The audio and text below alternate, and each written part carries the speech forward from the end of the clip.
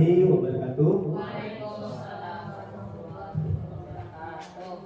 Terima kasih kepada Bapak Ibu Dewan Guru SD Murung Padang yang telah berkenan memberikan kesempatan waktu kepada kami sebagai CGP Angkatan 8 untuk melaksanakan diseminasi atau paparan materi tentang penerapan budaya positif di sekolah, yaitu aksi nyata modul 1.4 tentang budaya positif.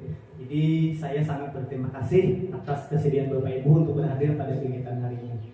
Puja dan puji syukur tak lupa kita ucapkan kepada Allah Subhanahu wa Ta'ala, karena berkat rahmat, taufik dan hidayahnya lah kita masih bisa dipertemukan dalam kegiatan ini. Salawat serta salam juga tak lupa kita aturkan kepada junjungan kita Nabi besar Muhammad sallallahu alaihi wasallam. Pada hari ini izinkan saya untuk memperkenalkan diri. Saya Syarifuddin, calon guru penggerak Angkatan 8 Kabupaten Hulu Sungai Utara, Unit Kerja SD Negeri Murung Padang. Pada hari ini saya akan mencoba untuk melaksanakan diseminasi, yaitu tentang penerapan budaya positif di sekolah. Ini berkenaan dengan modul 1.4 dalam program guru penggerak. Nah, yang mana mungkin kita sering nih mendengar kata budaya positif, tapi lebih dalam lagi nih, apa itu budaya positif? Bagaimana cara penerapannya di sekolah? Nah, di sini kita coba untuk memaparkan apa itu budaya positif. Langsung saja Bapak Ibu, di sini seperti yang ada di tampilan di layar. Sebelum kita lebih lanjut, kita sepakat dulu bahwa konsep pemikiran Ki Hajar Dewantara adalah bahwa pendidikan adalah menuntun, guru sebagai among. Kemudian guru bukan satu-satunya sumber belajar. Kemudian pembelajaran itu harus berpihak kepada anak. Dan setiap anak ini pasti memiliki karakteristik masing-masing.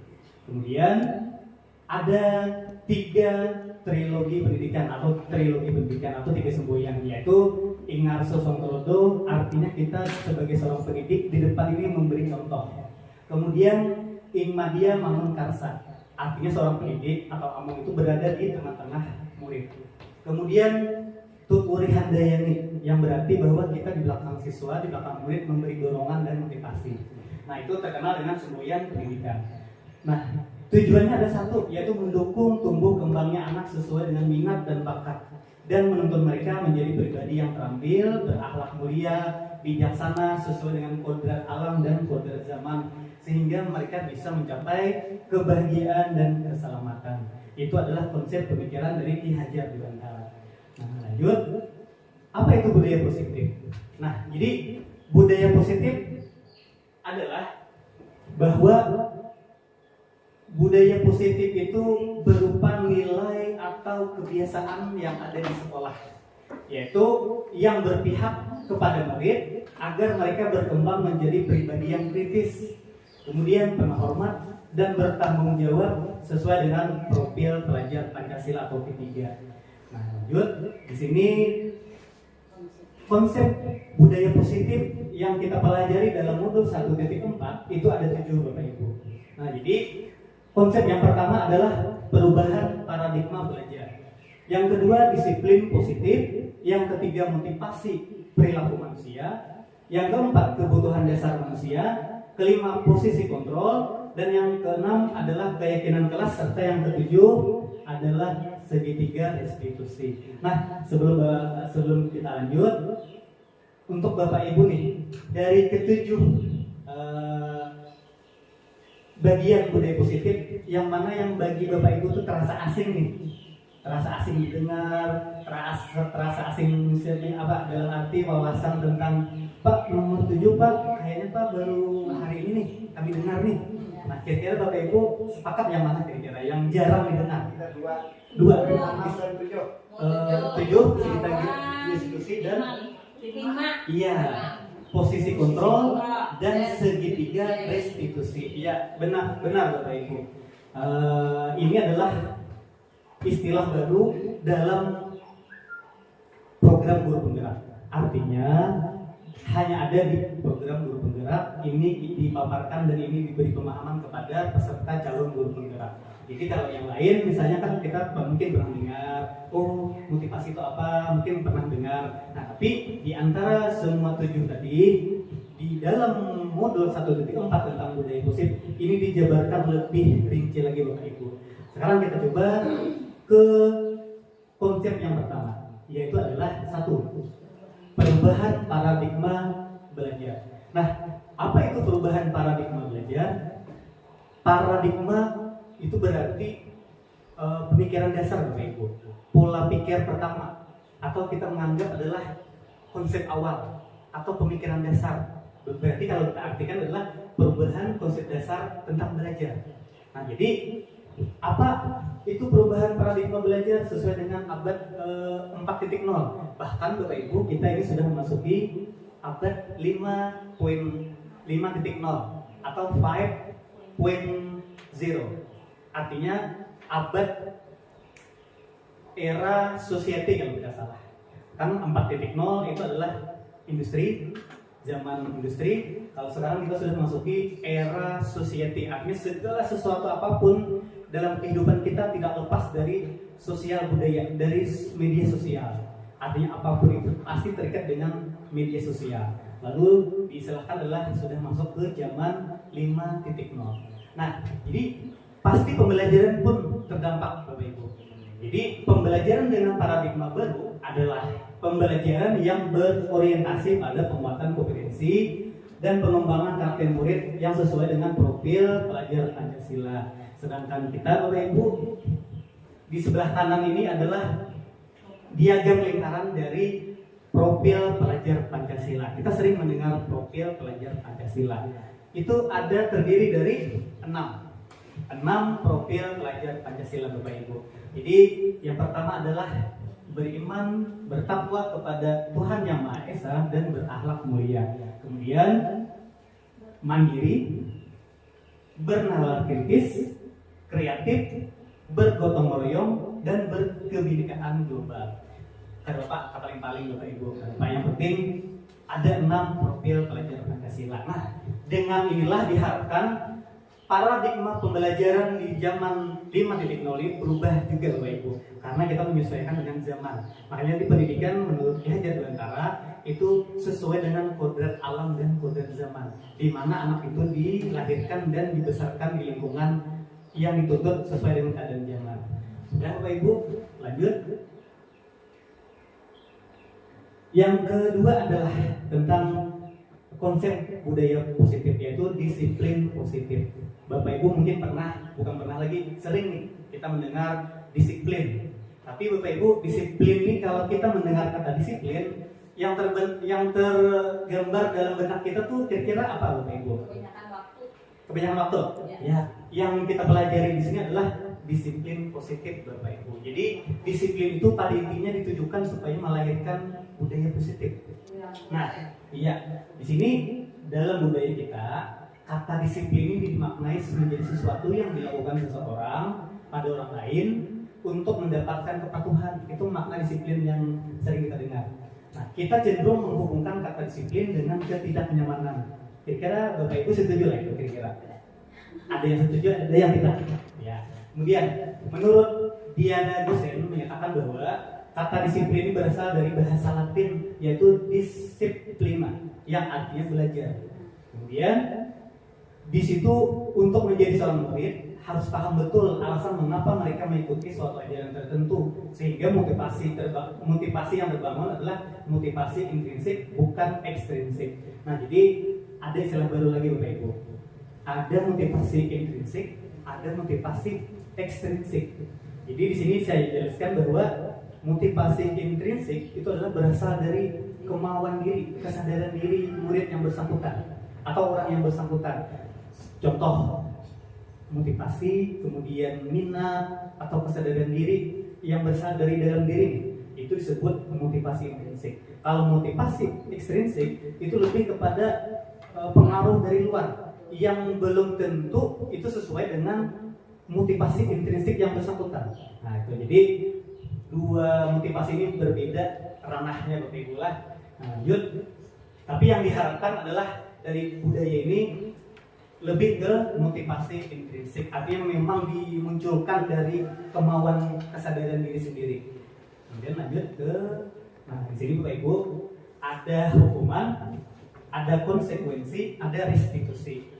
Bapak Ibu mungkin sudah terbiasa mendengar atau hukuman, kemudian konsekuensi, restitusi. Nah kalau hukuman itu Bapak Ibu, sistem tidak akan berjalan bila murid tidak takut. Kira-kira benar lah Bapak Ibu. Benar lah, kira-kira lah. Artinya hukuman itu tidak akan berjalan kalau murid tidak takut. Nah, itu satu. Kemudian hukuman ini akan mendorong menyalahkan diri. Ini benar Bapak Ibu. Dengan adanya hukuman itu akan menyebabkan munculnya dorongan untuk menyalahkan diri, bisa menyalahkan orang lain atau diri sendiri. Kemudian anak belajar menyembunyikan masalah atau kesalahan. Itu akibat dari hukuman. Kemudian dibuat oleh guru. Setuju lah Bapak Ibu kira-kira? Setuju Bapak Ibu lah? Karena hukuman ini biasanya dibuat oleh guru, bukan anak yang menginginkan atau anak yang mau membuat. Tidak mungkin Bapak Ibu, pasti kita yang membuat. Jadi dibuat oleh guru, kemudian mencoba mengontrol anak dengan penguatan negatif. Artinya kita berusaha mengontrol anak, tapi dengan cara yang negatif Bapak Ibu. Kita lanjut ke sebelah konsekuensi. Nah, jadi konsekuensi apa? Kalau konsekuensi itu memerlukan monitoring atau pengawasan secara terus-menerus. Kemudian konsekuensi akan mendorong kepatuhan anak, kemudian anak belajar taat kepada peraturan dan dibuat oleh guru dan murid. Jadi sudah ada perbedaan nih. Kalau hukuman kan dibuat oleh guru, kalau konsekuensi dibuat bersama-sama oleh guru dan murid. Tapi di sini kita mencoba mengontrol anak dengan penguatan positif. Sudah berubah Bapak Ibu. Artinya konsekuensi ini Bapak Ibu. Kita membedakan antara konsekuensi dan hukuman. Di sini hal berikutnya ada yang lebih jelas. Nah, Bapak Ibu. Tapi sebelumnya kita lanjut dulu restitusi.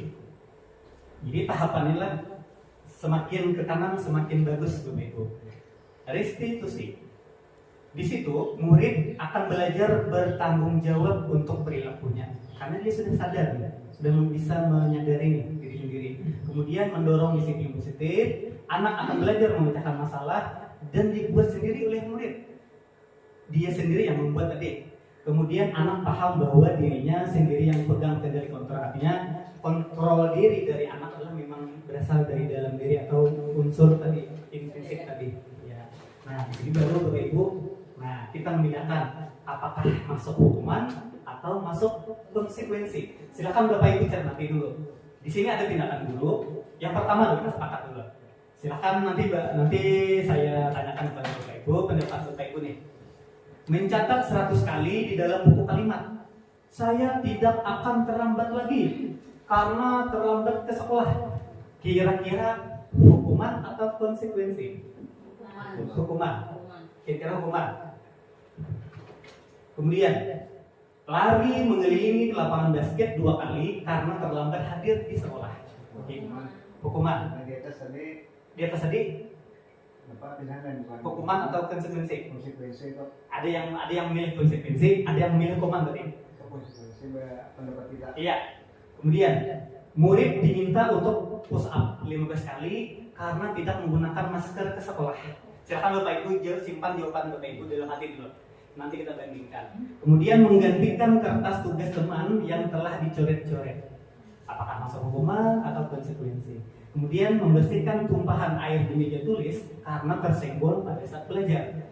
Yang terakhir, murid disuruh untuk mengenakan sepatu seharian di sekolah karena mengenakan sepatu hitam, tidak mengenakan sepatu hitam. Dan yang terakhir, lari mengelilingi lapangan basket sebanyak 2 kali karena terlambat 10 menit untuk pelajaran videoka.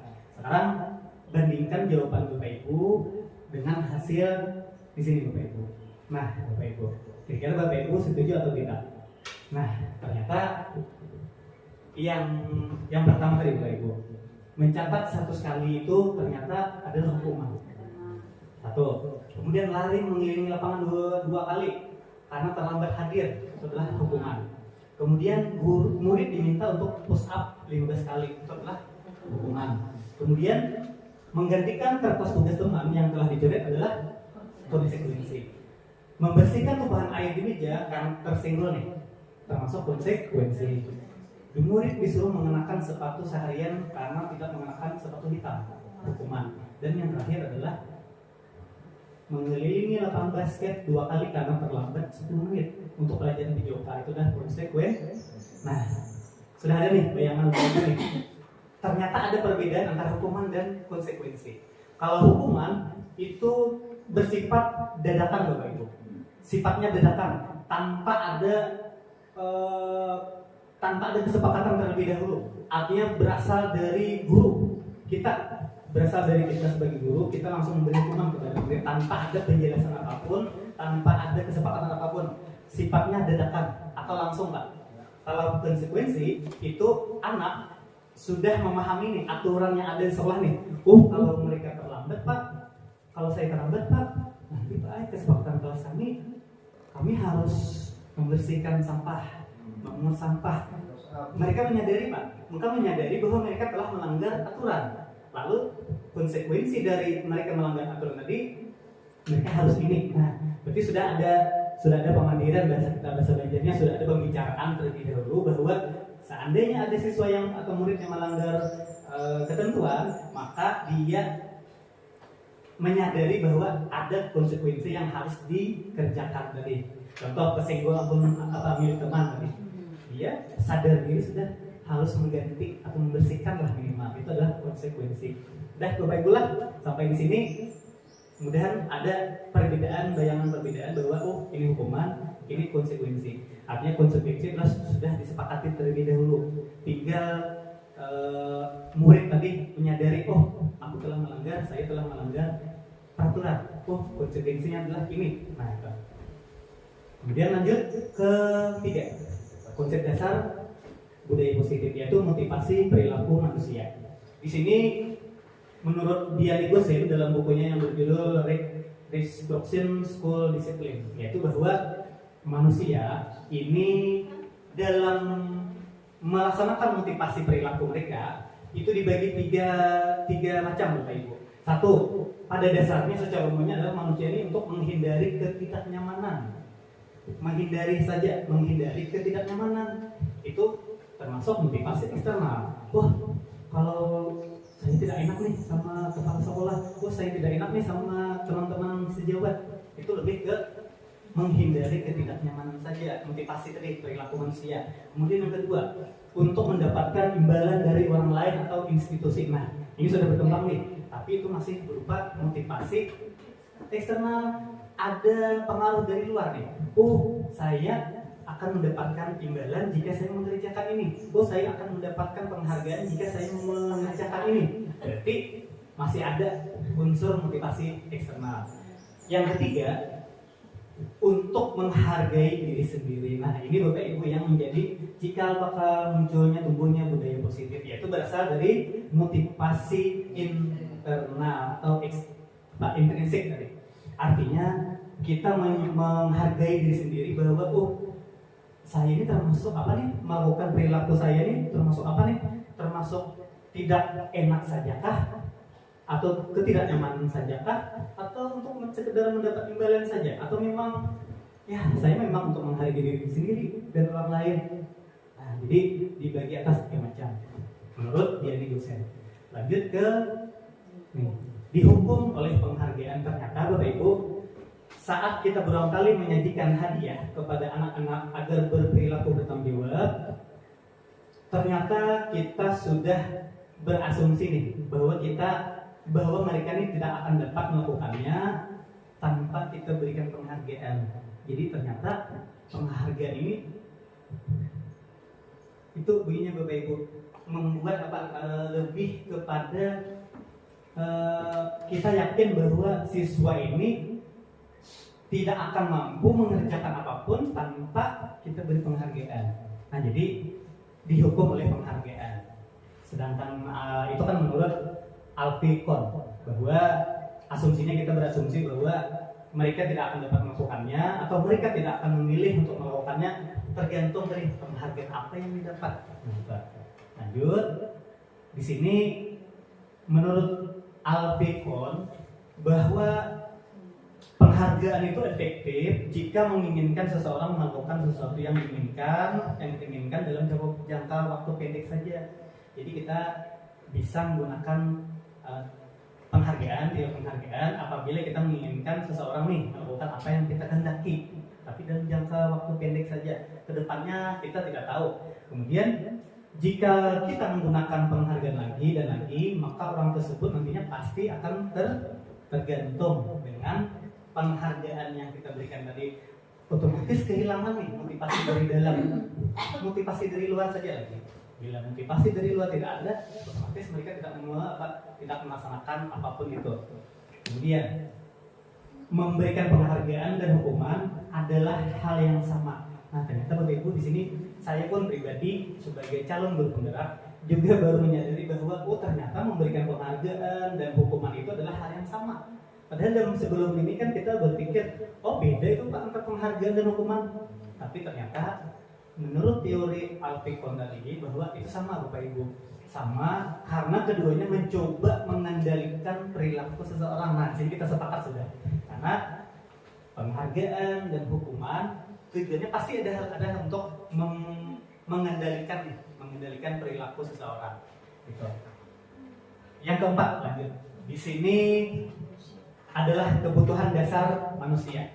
Nah, kebutuhan dasar manusia Bapak Ibu di sini ada 5 Bapak Ibu. Yang pertama adalah bertahan hidup. Yang kedua adalah kasih sayang dan rasa diterima. Kemudian kebebasan. Keempat, kesenangan dan penguasaan. Artinya kita sebagai makhluk hidup, manusia sebagai makhluk hidup, 5 kebutuhan dasar ini wajib kita penuhi. Seandainya ada manusia atau seseorang dari kelima kebutuhan dasar tadi, salah satu anggap misalnya 2 saja yang tidak terpenuhi, itu dipastikan perilaku manusia atau perilaku seseorang tadi pasti dianggap menyimpang dari hal yang positif. Pasti dianggap tindakan itu salah. Pasti tindakan orang itu dianggap menyimpang. Karena apa? Karena dia mencoba untuk mendapatkan kebutuhan yang belum dia terima. Bapak Ibu, contoh tadi, misalnya saya merasa kebutuhan dasar saya untuk diberikan kasih sayang dan rasa diterima dalam lingkungan ini kurang nih. Lalu saya pasti berusaha untuk berbuat sesuatu supaya menarik lah, supaya saya ini diterima lah, apapun itu caranya. Jadi bisa salah, bisa juga benar. Tujuan orang melakukan itu adalah untuk merasa supaya kebutuhan dasar dia tadi terpenuhi, Bapak Ibu. Nah, di sini ada contoh kasus Bapak Ibu. Nah, sekarang saya minta Bapak Ibu baca, silakan Bapak Ibu pahami dulu. Ada kasus Dinda, seorang anak kelas 3 SD, begitu tiba di rumah sepulang dari sekolah menangis. Kemudian mengadu pada ibunya bahwa dia benci pada ibu dan gurunya tadi. Menurut Anda, kebutuhan apa yang berusaha dipenuhi oleh Dinda? Jika jawabannya seperti ini, bila Anda berada dalam posisi Ibu Rani dan mendengar informasi dari ibunya Dinda tentang perasaan Dinda hari itu, apa yang akan Anda lakukan pada Dinda besok hari ketika Dinda masuk sekolah agar kebutuhan Dinda tadi terpenuhi? Ini contoh kasus Bapak Ibu lah. Nah, sekarang kita coba kita pahami. Seandainya nih jawaban Dinda ini lah, seandainya jawaban Dinda seperti ini. Sebelah kanan kebutuhan. Kira-kira Bapak Ibu, kalau kita melihat dari jawaban si Dinda, kira-kira kebutuhan apa yang hendak dipenuhi atau dicapai oleh Dinda tadi? Ya Bapak Ibu, ibu guru bilang aku tidak boleh bersenandung sewaktu mengerjakan tugas. Katanya kelas harus tenang, tidak ada suara. Kan nggak seru jadinya. Itu kata Dinda. Nah, dari jawaban Dinda ini kita bisa memilah, kita bisa mengidentifikasi kira-kira kebutuhan apa, kebutuhan dasar manusia apa yang ingin dipenuhi oleh Dinda, Bapak Ibu. Tadi kan ada 5 tadi. Kesenangan, nih saya ulang. Kebutuhan bertahan hidup, kira-kira kebutuhan inilah kira-kira yang dipenuhi Dinda. Apakah mau bertahan hidup si Dinda? Atau kebutuhan akan kasih sayang dan rasa terima? Atau kebebasan? Atau kesenangan? Atau penguasaan? Nah, kita ulang di sini. Nah, ibu guru bilang aku tidak boleh bersenang dulu nih. Silahkan Bapak Ibu jawab dalam hati Bapak Ibu dulu. Nanti kita bandingkan dengan jawabannya ada di sini. Kemudian yang kedua, ibu guru tidak menyapaku hari ini, padahal aku pakai jepit rambut baru. Kalau kata Dinda, kalau bahasa Banjarnya, kenapa ibu nih ada marah-marah nih? Padahal aku mas benar dan memakai jepit rambut nih, tapi ibu nih ada marah nih. Maka itu kan dalam bahasa Banjar. Kira-kira kebutuhan dasar apa yang ingin dipenuhi oleh Dinda? Silahkan Bapak Ibu simpan jawaban Bapak Ibu dalam hati. Yang ketiga, kata Dinda, aku bosan. Masa belajarnya cuma gitu aja, dengerin ibuku saja. Nah, kira-kira kebutuhan apa yang ingin dipenuhi oleh Dinda tadi? Nah, bisa Bapak Ibu simpan jawaban Bapak Ibu. Kemudian, aku sebel nih, gambarku tidak rapi. Malah ibu guru nunjukin ke teman-temanku di depan kelas. Si Dinda tadi, kira-kira kebutuhan apa nih yang ingin dicapai Dinda? Sekarang kita buka, nah Bapak Ibu. Ternyata si Dinda tadi, yang poin yang pertama dia membutuhkan kesenangan. Dia ingin kebutuhan dasarnya dalam hal kesenangan ini terpenuhi. Enggak seru Bu ini. Padahal Dinda tadi kan maunya kebutuhan kesenangan terpenuhi. Satu. Yang kedua, kasih sayang dan diterima. Wajar.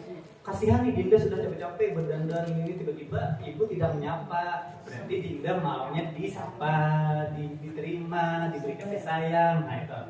Lanjut. Aku bosan, masa belajar cuma gitu-gitu saja. Berarti si Dinda maunya terpenuhi adalah rasa kebebasan. Bisa mau belajar di luar kelas atau belajar kelompok atau apalah itu. Yang penting bebas lah bagi Dinda. Kemudian, aku sebel gambarku tidak rapi. Malah ibu guru menunjukin ke teman-temanku di depan kelas. Itu adalah pemaksaan. Artinya si Dinda nih mau bahwa dia berkuasa. Dia memiliki wewenang untuk yang terbaik bahwa jangan sampai gambarnya nih diperlihatkan kepada teman-teman yang lain. Artinya dia memiliki kuasa nih. Kuasa untuk menahan ibu supaya jangan menampilkan kepada teman-teman yang lain. Nah, jadi sampai di sini Bapak Ibu, mudah-mudahan Bapak Ibu ada sedikit sudah bayangan bahwa kebutuhan dasar manusia ada 5 tadi. Ya. Kita lanjutkan ke yang kelima, posisi kontrol. Nah, jadi posisi kontrol ternyata Bapak Ibu, posisi kontrol kita sebagai guru itu dibedakan atau dibagi menjadi 5 macam. Yang pertama adalah sebagai penghukum, yang kedua sebagai pembuat rasa bersalah, yang ketiga adalah sebagai teman, yang keempat sebagai pemantau, dan yang kelima sebagai manajer. Nah, Bapak Ibu, sekarang di sini Bapak Ibu. Nah, di antara posisi kontrol sebagai penghukum, pembuat rasa bersalah, di sini Bapak Ibu masih termasuk identitas gagal, artinya perilaku kontrolnya masih negatif karena penghukum dan membuat rasa bersalah. Kalau posisi sebagai teman dan pemantau, maka perilaku kontrol positif sudah mulai tumbuh. Artinya identitas berhasil sudah sukses. Apalagi sampai ke posisi kontrol manajer, artinya di situ sudah terbentuk identitas berhasil. Sekarang supaya lebih memahami apa itu posisi kontrol, di sini saya mencoba memberikan ada video berupa pemahaman tentang apa itu posisi kontrol. Silakan Bapak Ibu simak. Yang pertama adalah posisi penghukum.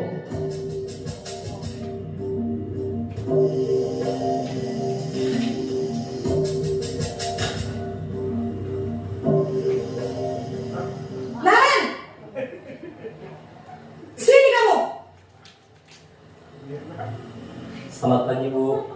Selalu terlambat. Kamu deh pasti terlambat. Maaf Bu, saya Apa coba?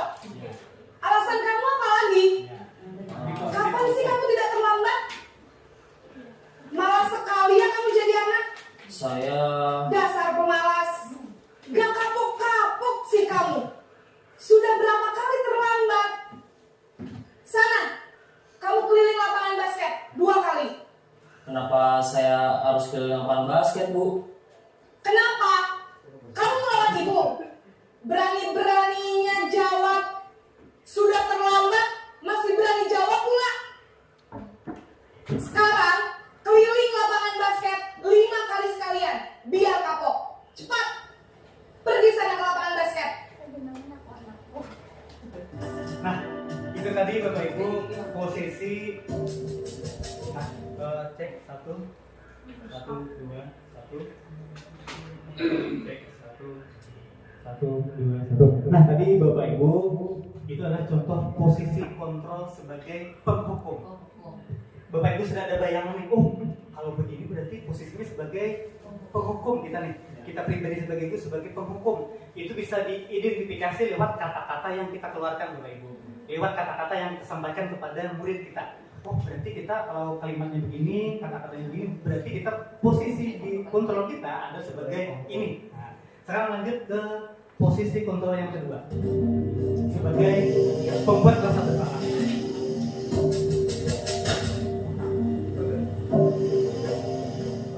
Naren,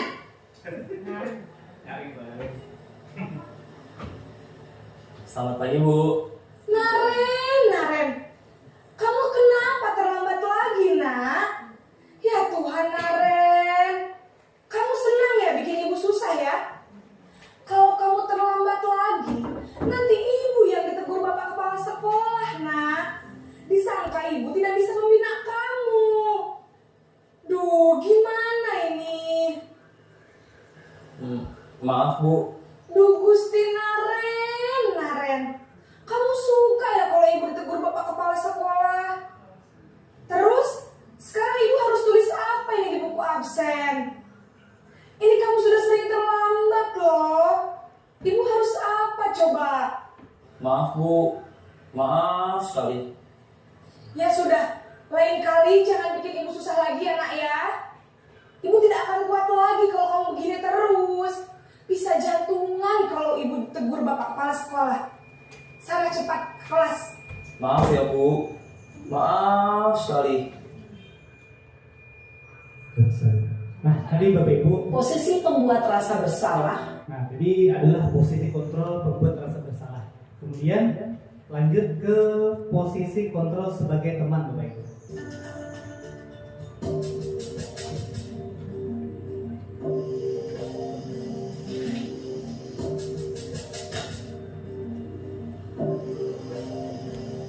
Naren,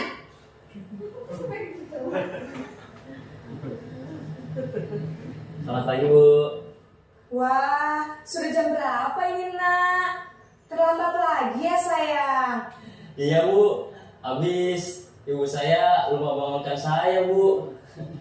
Kamu malah menyalahkan ibu kamu. Kamu bukannya anak yang larinya paling kencang.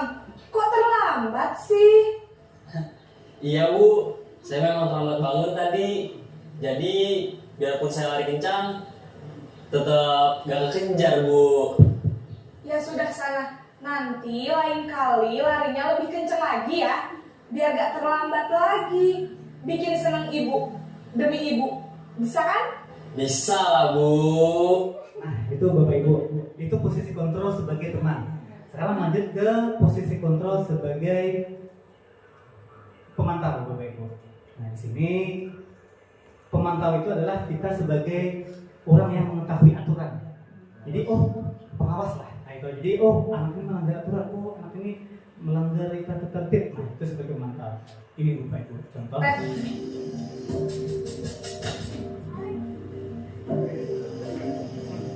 Naren,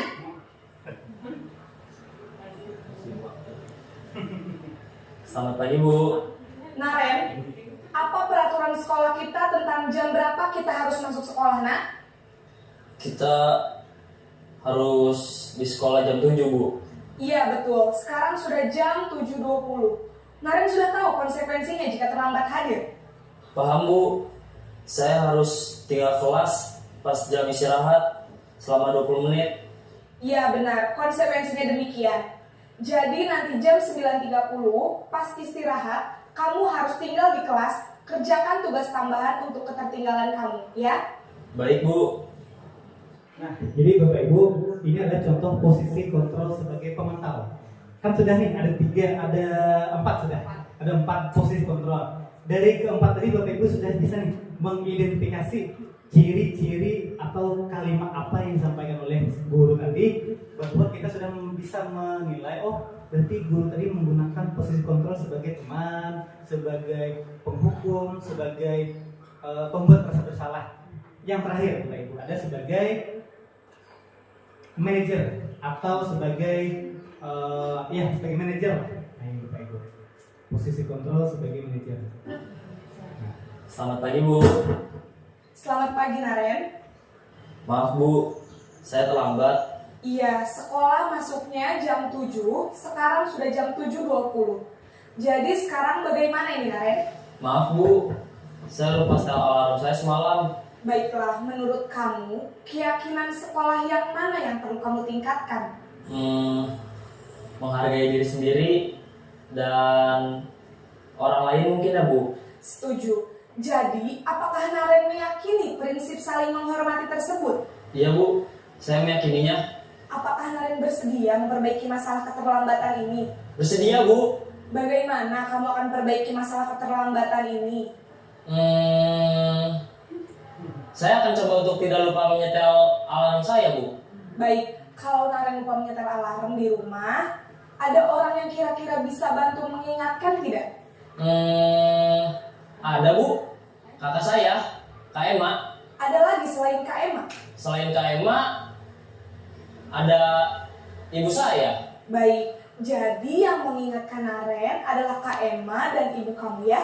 Nah, jadi Bapak Ibu, tadi ada sudah 5 posisi kontrol yang sudah dipraktikkan oleh yang ada di dalam video tadi. Nah, mudah-mudahan Bapak Ibu bisa nih membedakan, oh ini termasuk posisi kontrol sebagai penghukum, sebagai pembuat rasa bersalah, sebagai teman, sebagai pemantau, dan sebagai manajer. Nah, di antara kelima tadi sudah dipastikan Bapak Ibu lah yang terbaik adalah sebagai manajer. Artinya sebagai manajer itu adalah kita sebagai guru membantu memunculkan kesadaran diri kepada murid bahwa dia merasa memang benar-benar telah melakukan kesalahan, tapi dia kita beri kesempatan untuk kesadaran diri untuk menebus kesalahan tadi dan membenarkan kesalahan tadi dan membuat sesuatu menjadi lebih bagus ke depannya lagi dengan kehendak atau kemauan dan kesadaran diri dari murid yang bersangkutan. Jadi itulah posisi sebagai manajer. Nah, jadi Bapak Ibu sekarang lanjut ke bagian simulasi. Nah, di sini Bapak Ibu.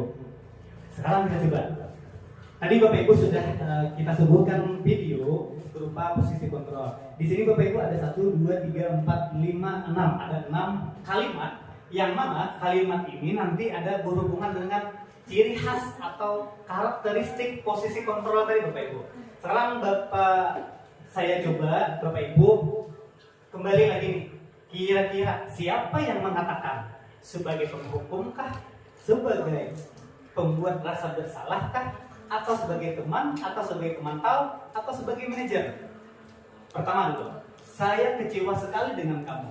Kira-kira yang mengatakan ini adalah penghukumkah, atau pembuat rasa bersalah, atau teman, atau pemantau, atau manajer? Penghukum. Ya.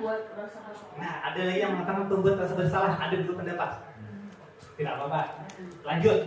Kamu tidak pernah benar melakukannya. Penghukum. Kalau Ibu setuju penghukum? Ya, oke. Lanjut lagi. Ayolah, lakukan demi Ibu atau Bapak. Ayolah, lakukan demi Ibu, Nak. Nah, kira-kira apa ini? Mas, pembuat rasa bersalah. Oke. Apakah kamu mau mendapatkan stiker bintang hari ini? Kira-kira masuk ke posisi mana nih, Bapak Ibu? Penghukum, teman, pemantau, manajer, atau pembuat rasa bersalah? Kira-kira teman. Ya, teman. Kita simpan teman. Lagi, bagaimana kamu bisa menyelesaikan masalah ini? Manajer. Yang terakhir, kamu selalu yang paling terakhir.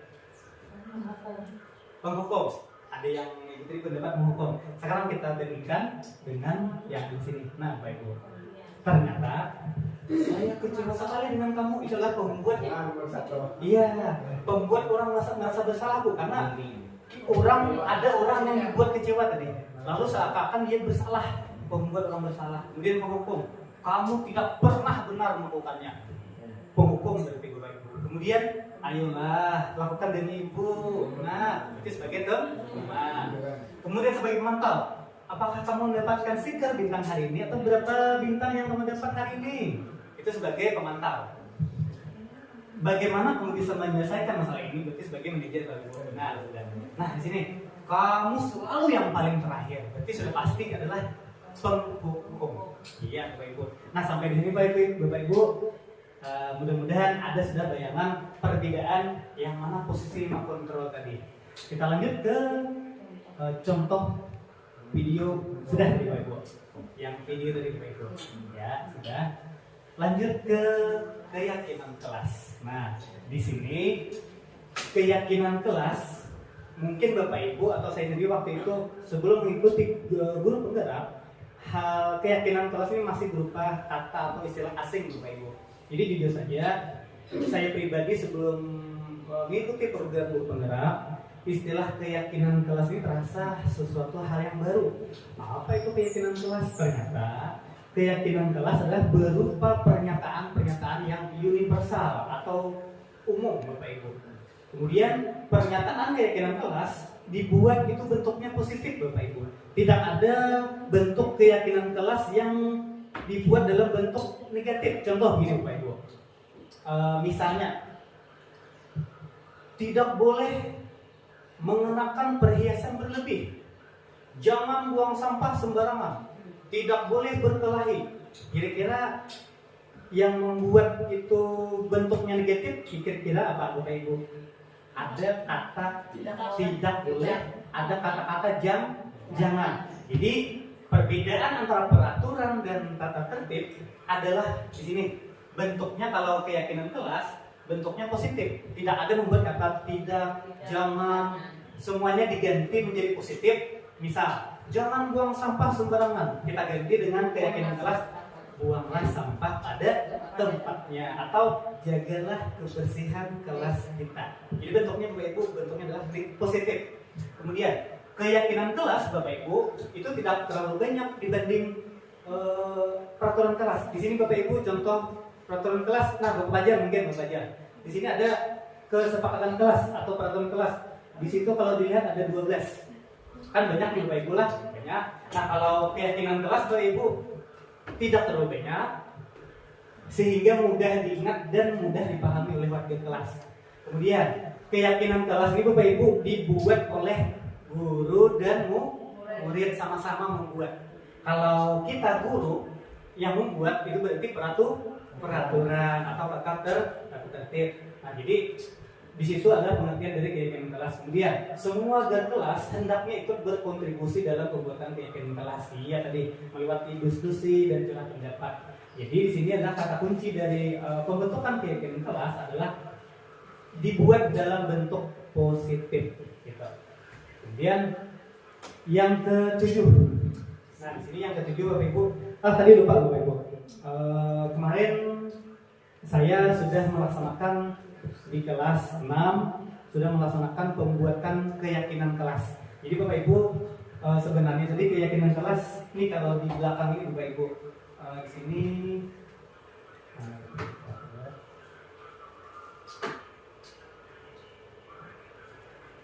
di belakang minta tolong Bapak Hafiz bisa geser papan tulis. Ya. Tadi kemarin saya kelihatan banyak atau itu bisa Pak? Ya, saya kelihatan banyak.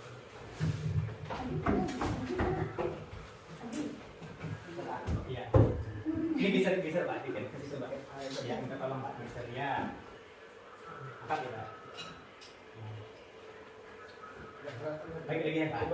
Aku miringkan nggak Pak? Miringkan ke sana. Iya. Pak. Iya. Ya, sudah. Terima kasih Bapak.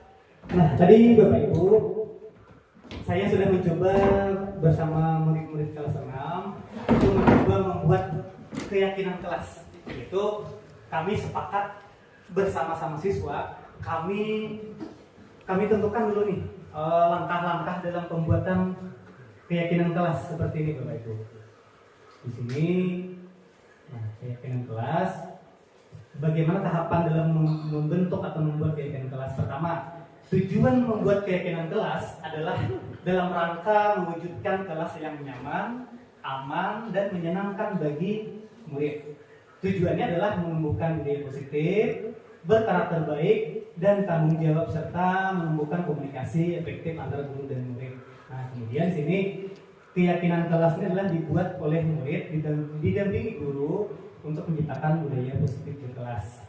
Nah, di sini langkah pertama adalah melaksanakan diskusi terlebih dahulu.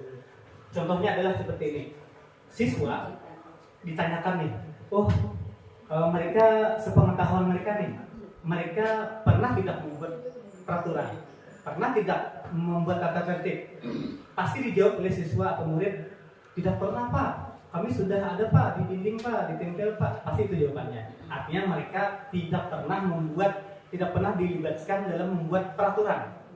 Dipastikan hampir semua sekolah waktu dulu buat itulah dipastikan mungkin tidak melibatkan murid dalam membuat peraturan atau tata tertib sekolah, karena memang belum ada kekurangan informasi atau kurang wawasan kita waktu itu.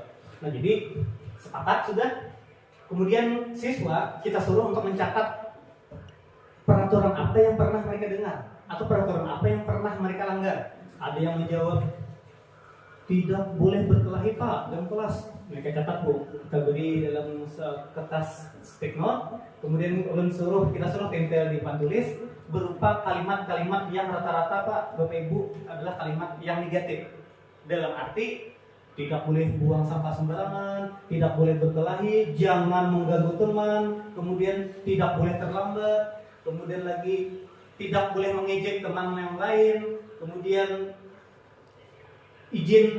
tidak boleh meminjam barang teman tanpa izin. Rata-rata semua kalimatnya adalah kalimat negatif. Lalu kita sepakat, kita merumuskan keyakinan kelas, kemudian kita kelompokkan, kita buat dulu kalimat negatif menjadi kalimat positif.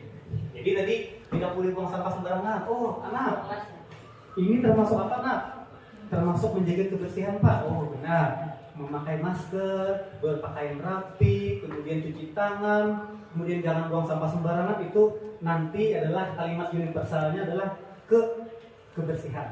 Jadi, kita buat Nak, jagalah kebersihan. Lalu mereka tulis Pak, sepakat Pak, jagalah kebersihan kelas. Sudah tercapai kata sepakat dan sudah terbentuk kalimat positif. Jadi jagalah kebersihan kelas. Kemudian buanglah sampah pada tempatnya. Ada tadi kan siswa banyak yang murid yang menjawab tidak boleh mencuri dinding Pak, jangan merusak papan tulis Pak. Kemudian tidak boleh tidak boleh mencuri-curi baju buku-buku teman Pak. Nah itu termasuk, atau membuang sampah sembarangan tadi. Disepakati adalah buanglah sampah pada tempatnya. Artinya kan walaupun hampir mirip betul-betul, artinya jagalah kebersihan mungkin lebih umum, lebih luas. Tapi kalau buanglah sampah sembarangan mungkin lebih fokus ke sampah tadi. Gitu. Kemudian yang ketiga, hargai, hormati diri sendiri dan orang lain. Kenapa jadi muncul ini? Ada yang menulis tidak boleh terlambat. Datang Pak harus tepat waktu. Jadi kita simpulkan, orang yang sering terlambat atau orang yang datang atau hadir tepat waktu adalah berarti orang itu menghargai diri sendiri dan menghargai orang lain. Orang yang sering terlambat itu mungkin saja mereka tidak menghargai dirinya sendiri atau bahkan juga mungkin tidak menghargai orang lain. Jadi anak-anak sudah mengerti bahwa dengan mereka tidak mengejek teman, tidak mengganggu teman, dan hadir tepat waktu, berarti mereka sudah menghargai diri sendiri dan menghormati orang lain gitu. Dan yang terakhir adalah minta izin dan menjaga barang milik orang lain. Artinya jika meminjam barang harus izin dan menjaga barang yang dipinjam tadi. Padahal waktu itu banyak, jangan tidak boleh mencuri katanya. Tapi sudah kita masukkan tidak boleh, artinya menjaga barang orang lain. Nah, itu contoh pembentukan keyakinan kelas Bapak Ibu. Kemudian di sini yang terakhir adalah segitiga restitusi. Nah, inilah istilah baru dalam pembelajaran guru penggerak. Jadi apa itu segitiga restitusi? Restitusi adalah proses menciptakan kondisi bagi murid untuk memperbaiki kesalahan mereka sehingga mereka bisa kembali kepada kelompok mereka dengan karakter yang lebih kuat. Gosen 2004. Nah, di sini ciri-ciri restitusi Bapak Ibu bukan untuk menebus kesalahan, tapi lebih belajar dari kesalahan. Kemudian restitusi itu memperbaiki hubungan dan bersifat tawaran Bapak Ibu, bukan paksaan. Itu perbedaan dari hukuman, konsekuensi, dan restitusi. Kalau restitusi lebih kepada tawaran, bukan paksaan. Kemudian restitusi itu menuntun untuk melihat ke dalam diri dan berfokus pada karakter, bukan tindakan. Artinya terbentuklah karakter yang kuat dari murid. Dan restitusi berfokus pada solusi seperti yang kita laksanakan pernah di kelas 6. Kita pernah melaksanakan segitiga restitusi Bapak Ibu. Nah, di sini segitiga restitusi itu apa Bapak Ibu? Yang pertama adalah ini. Yang pertama adalah menstabilkan identitas Bapak Ibu. Di sini tujuan dari menstabilkan identitas adalah untuk membuat anak yang merasa gagal karena berbuat salah menjadi positif nih terhadap dirinya. Contohnya adalah guru berkata seperti ini Bapak Ibu. Berbuat salah itu hal yang manusiawi. Dengan kita berbicara itu berarti kita sudah menstabilkan identitas. Anak memang merasa bersalah, tapi dia sudah ada mulai membangun positif terhadap dirinya nih. Itu artinya kita menstabilkan identitas. Kemudian kita pasti bisa menyelesaikan permasalahan ini. Bapak Ibu juga pernah nih berbuat salah. Itu termasuk dalam menstabilkan identitas. Yang kedua adalah memvalidasi kebutuhan, atau di sini yang kedua ini. Validasi kebutuhan atau menanyakan validasi kebutuhan Bapak Ibu. Di sini validasi kebutuhan pada dasarnya adalah membantu murid mengenali atau kebutuhan dasar apa yang dipenuhinya nih ketika melakukan kesalahan itu. Bisa berupa guru berkata, kamu bisa saja melakukan hal yang lebih buruk tapi kamu tidak melakukannya. Kemudian kamu pasti punya alasan mengapa melakukannya. Kemudian apa yang penting bagi kamu, itu berupa validasi kebutuhan. Kemudian yang terakhir adalah menanyakan keyakinan. Di sini anak melihat kesalahannya dihubungkan dengan norma sosial dan nilai-nilai yang mendasari manusia untuk berinteraksi dengan orang lain. Di sini contoh perkataan guru atau pendidik adalah apa nilai yang kita percaya di kelas sekolah kita. Kemudian kamu ingin menjadi anak yang seperti apa? Kemudian apa yang kamu rasakan ketika kamu melakukan itu? Itu berupa menanyakan keyakinan Bapak Ibu. Nah, di sini ada video penerapan segitiga restitusi. Saya coba membuka video contoh pelaksanaan segitiga restitusi Bapak Ibu. Sedikit lagi Bapak Ibu lah. Mungkin Bapak Hafiz sedikit ngantuk sedikit, atau kita perlu ice breaking Bapak Ibu. Nah, kita ice breaking Bapak Ibu lah sebelum kita ke video segitiga restitusi. Nah, ini begini Bapak Ibu. Untuk lebih fokus dan lebih konsentrasi, kalau saya bilang kata tepuk tangan 1, berarti Bapak Ibu harus tepuk tangan 1. Tepuk tangan 1. Iya. Tepuk tangan 2. Iya. Tepuk tangan 3. Iya. Tapi kalau saya bilang tepuk tangan, berarti satunya tidak ada, berarti jangan tepuk tangan Bapak Ibu. Atau seperti ini, tepuk 1. Jangan Bapak Ibu. Kenapa? Kenapa tepuk tangannya tidak ada? Jadi Bapak Ibu harus konsentrasi nih. Artinya harus fokus. Jika saya katakan tepuk tangan 1, tepuk tangan 1, tepuk tangan 2, ya, tepuk tangan 3, ya. Tapi kalau tepuk 1, jangan ada yang tepuk tangan Bapak Ibu, karena melatih konsentrasi. Kita mulai Bapak Ibu supaya fokus. Ya, siap Bapak Ibu? Siap. Ya. Tepuk 1. Belum Bapak Ibu. Tepuk tangan 1. Ya, tepuk tangan 2. Tepuk tangan 3. Tepuk tangan 1. Tepuk 1. Iya. Nah, bagus Bapak Ibu. Berarti semuanya sudah konsentrasi, sudah fokus Bapak Ibu. Nah, lanjut. Terakhir tadi contoh penerapan segitiga restitusi. Di sini kita ada contoh video penerapan segitiga restitusi. Ya. Nah, ini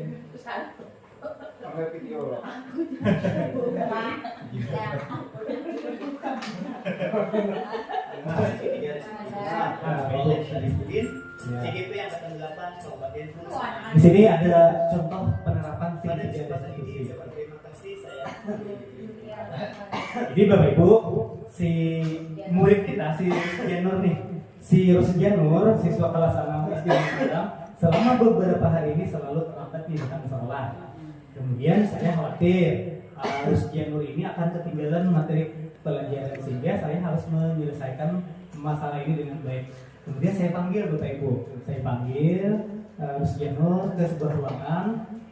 Kami cuma berdua Bapak Ibu. Padahal boleh di alam terbuka, boleh di ruangan tertutup, tapi jangan sampai ada siswa lain yang mengganggu Bapak Ibu, supaya fokus kita pembicaraan dengan siswa tadi.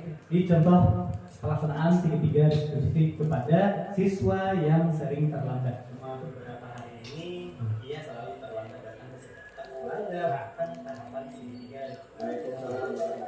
Dia terlambat Bapak Ibu. Ini contoh Bapak Ibu lah, contoh.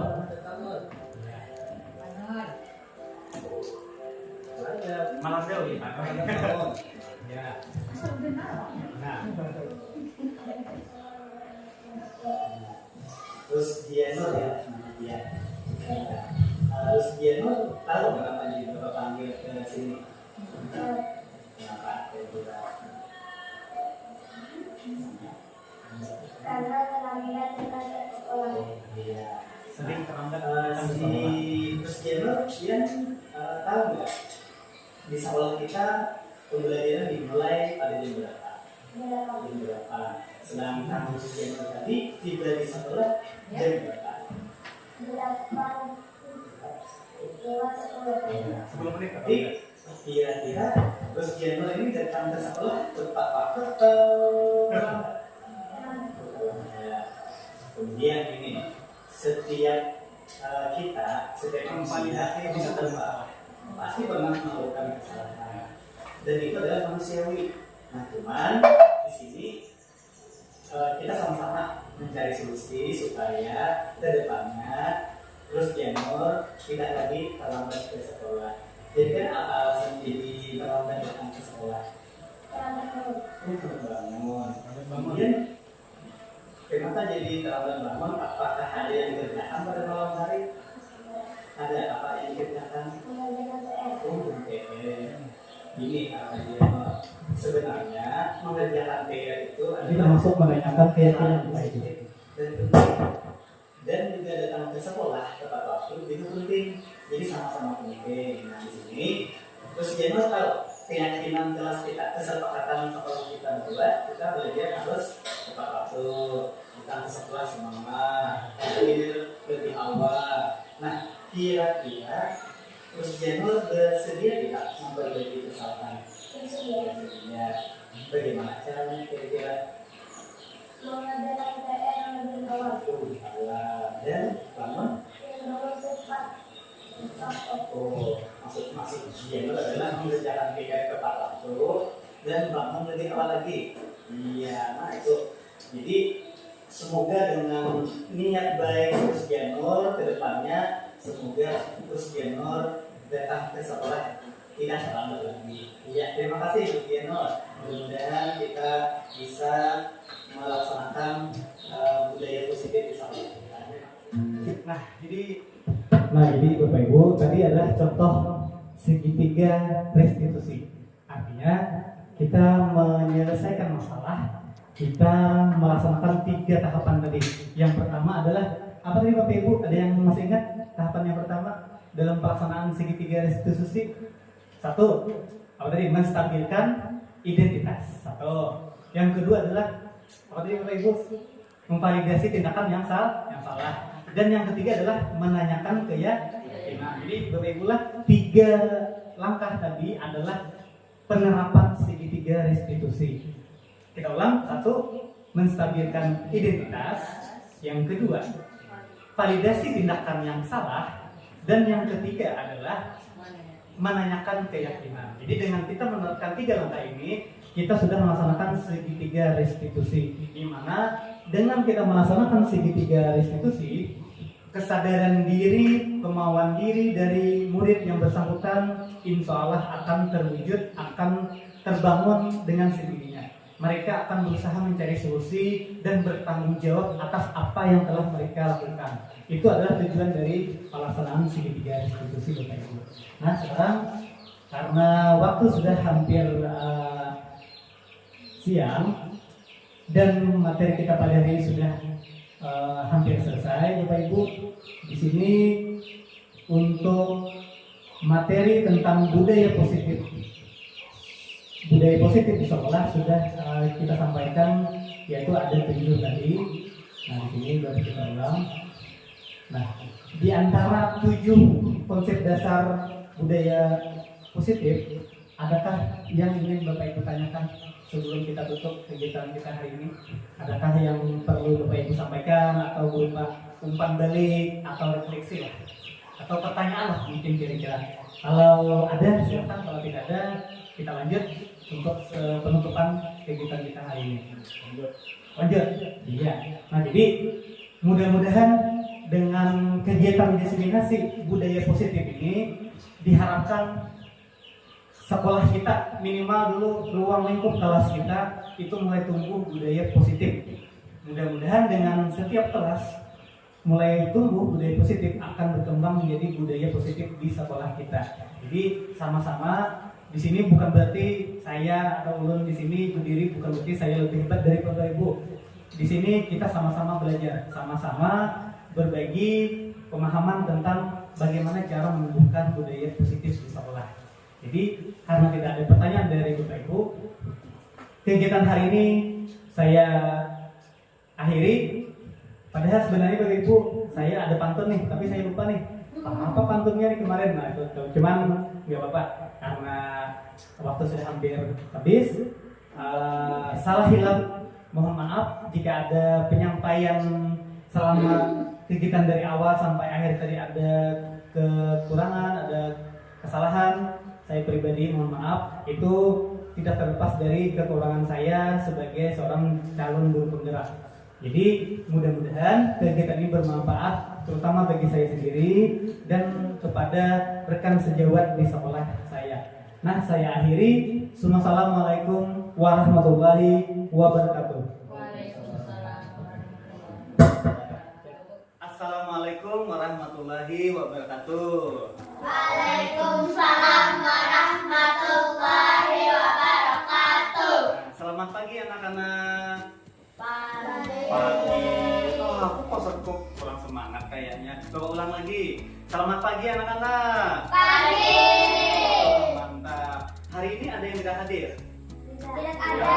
berarti sempurna kehadiran hari ini. Nah, untuk memulai pelajaran kita pada pagi ini, kita melatih konsentrasi dulu. Jadi Bapak ingin melatih konsentrasi supaya kita lebih fokus mengikuti pelajaran. Sekarang aba-abanya adalah kalau Bapak beri arahan tepuk tangan 1, berarti kalian harus tepuk 1. Tapi ingat kata kuncinya, tepuk tangan 1. Hanya baru kalian tepuk 1. Artinya ada tepuk tangan 1 kata kuncinya. Jika tidak ada tepuk tangan, jangan tepuk tangan. Paham? Misal begitu Pak. Tepuk 1. Jangan, karena tidak ada tangan. Bapak ulang. Tepuk tangan 1. Nah, mantap. Tepuk 1. Nah, mantap, berarti fokusnya sudah sip. Sekarang Bapak ulang, Bapak coba. Tepuk tangan 1. Ya, tepuk tangan 2. Tepuk tangan 3. Iya, kalau tepuk tangan jangan, karena tidak ada 1. Atau tepuk 1. Jangan, karena tidak ada tangan. Sekarang kita coba. Kalau ada yang kurang fokus, nanti bisa salah. Sekarang kita coba. Tepuk tangan 1. Tepuk tangan 2. Tepuk tangan 1. Tepuk 1. Iya, mantap. Tepuk tangan semuanya. Nah, berarti konsentrasi kalian sudah bagus. Nah, sekarang kita mulai. Hari ini kita akan mempelajari tentang keyakinan kelas. Ada yang tahu apa itu keyakinan kelas? Nggak tahu.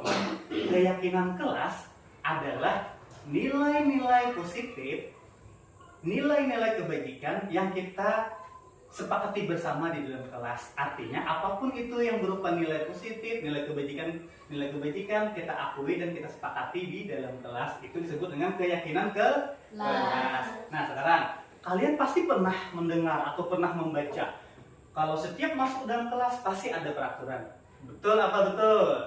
Betul. Biasanya yang terlintas dalam pikiran kalian kalau melihat atau mendengar tata tertib atau peraturan, apa yang terbayang dalam pikiran kalian? Ayo. Wah, Pak, kalau mendengar peraturan, Pak, pasti hukuman, Pak. Iya, betul atau tidak?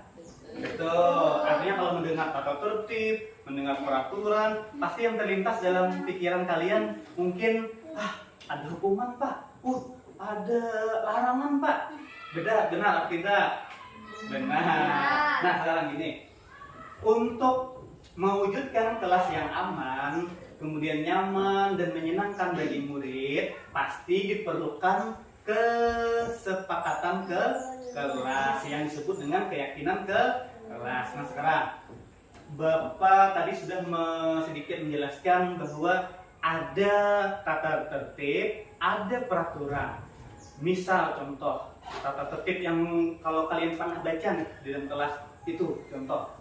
Nah, yang ada di dinding, tidak boleh berkelahi. Kan itu peraturan, itu tata tertib. Tidak boleh berkelahi. Satu contoh. Apalagi jangan membawa HP ke dalam kelas. Apalagi peraturan di kelas ini apa biasanya? Tidak boleh mencuri meja. Nah, tidak boleh mencuri meja. Bagus. Apalagi? Ayo, tidak boleh mencuri meja. Tidak boleh merusak kelas. Tidak boleh merusak kelas. Contohnya misalnya papan tulis ditendang atau dipukul atau apa, nah itu kan merusak tuh. Apalagi, ayo, misalnya tidak boleh mengganggu teman, Pak. Nah, bisa. Apalagi peraturan atau tata tertib yang ada di dalam kelas. Tidak boleh mencuri. Nah, sekarang yang laki-laki, ayo apa lagi? Peraturan atau tata tertib yang harus kita laksanakan biasanya apa? Ayo, memakai pakaian yang rapi, apalagi harus pakai sepatu. Tidak boleh mengejek orang lain dan lain-lain, banyak sekali contohnya. Ada lagi contoh yang nyata, tidak boleh makan saat belajar sedang berlangsung. Nah, ya kan itu kan peraturan nih. Nah, sekarang Bapak ada stick note atau catatan. Ini nanti Bapak beri kepada kalian satu-satu. Tugas kalian tuliskan peraturan atau tata tertib yang pian tahu dulu di dalam kelas ini apa, bebas. Satu orang satu atau satu orang dua boleh. Yang penting satu orang ada membuat atau menulis peraturan atau tata tertib yang pernah didengar, apapun itu. Pokoknya yang pernah kalian dengar atau apapun yang tidak boleh di dalam kelas pian catat. Nah, sekarang Bapak bagi satu-satu, satu orang satu. Ini untuk dua ke Bapak. Kemudian warna hijau. Nah, tugas kalian tulis peraturan atau tata tertib apa yang pernah kalian baca atau apa yang pernah kalian dengar atau pernah kalian langgar misalnya apa, bebas. Peraturan apa itu jangan mencuri, tulis aja, silahkan aja. Nah, lagi ini, nah, atau setiap orang Bapak minta dua, nah, setiap orang tulis bebas peraturan atau tata tertib yang menurut kalian itu ini Pak susah Pak untuk dilaksanakan, kalian tulis saja. Nah, jadi Bapak beri dua warna. Nah, kalian tulis dua peraturan, satu di warna yang hijau misalnya, satu di warna yang lain. Nah, kalian berarti satu. Ambil satu sebuting aja. Nah, ambil satu aja. Nih. Ya, taruh saja di situ, Bapak. Nah, ini artinya satu warna, satu tata tertib yang berbeda. Nah, sekarang Bapak beri waktu 5 menit. Nah, kurang lebih 5 menit. Kalian tuliskan peraturan atau tata tertib apa yang pernah kalian dengar atau pernah kalian baca, boleh di dalam kelas peraturannya, boleh di dalam lingkup sekolah. Pak, saya pernah mendengar peraturan dilarang mengejek atau menyebut nama orang tua teman. Nah, tulis tidak boleh menyebut nama orang tua teman. Tulis, bebas. Apalagi misal tidak boleh tidak membuang sampah sembarangan. Itu termasuk juga peraturan kelas atau tata tertib kelas. Kalau biasanya untuk wanita atau yang wanita biasanya ada dilarang memakai apa biasanya? Dilarang memakai perhiasan berlebih. Kalau tidak berlebih, nggak apa-apa, nggak salah. Yang menjadi masalah adalah saat memakai perhiasan berlebih. Nah, itu contoh untuk yang perempuan. Kalau yang laki-laki mungkin nanti apa? Dilarang memakai kaos ke dalam kelas. Nah, bisa silakan tulis 2. Satu di warna yang satu yang beda, satu lagi di warna yang beda. Nah, jika sudah, nanti kita silakan tempel ke sini. Jika sudah, silakan tempel ke sini. Nah, silakan maju ke depan, tempel ke sini yang bagian cipita. Yang ada yang bagian lem. Kan ada bagian lem, itu belakang lah. Itu belakang supaya bisa ditempel di dinding ini, Bintang. Nah, jadi supaya bisa ditempel. Jadi kalian menulisnya di atas yang ada lemnya itu. Kan di kertas kalian ada lemnya di sini. Nah, berarti bisa tempel. Ya, jangan menulisnya di nah, sudah benar ya. Ya sudah tempel ke sini. Sini Bapak bantu. Nah, ya tempel. Yang wanita sebelah sini, yang perempuan. Ya. Nah, ya tempel 2 lagi. Iya. Apa ganti? Kalau ganti lagi ini, ganti. Nah, ini ganti. Nah, sini tulis salah. Nah, tempel. Yang laki-laki boleh kalau sudah selesai, boleh ditempel di papan tulis. Nah, iya, tempel. Iya. Bila sudah silahkan duduk. Silahkan duduk kalau sudah. Yang mau memperbaiki silakan. Nah, yang sudah? Iya. Ini Bapak.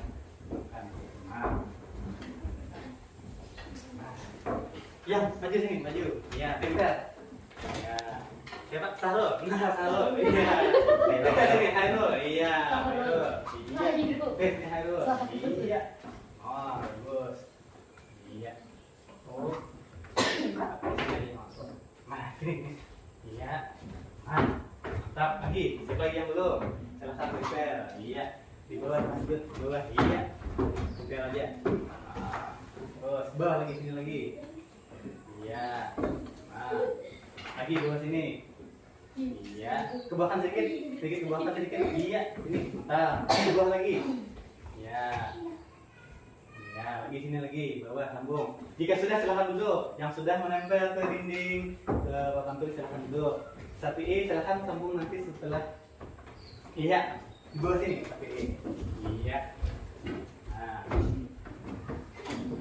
Dah, sudah semuanya? Ya, jika sudah, silakan duduk. Nah, kita lanjutkan. Nah, di sini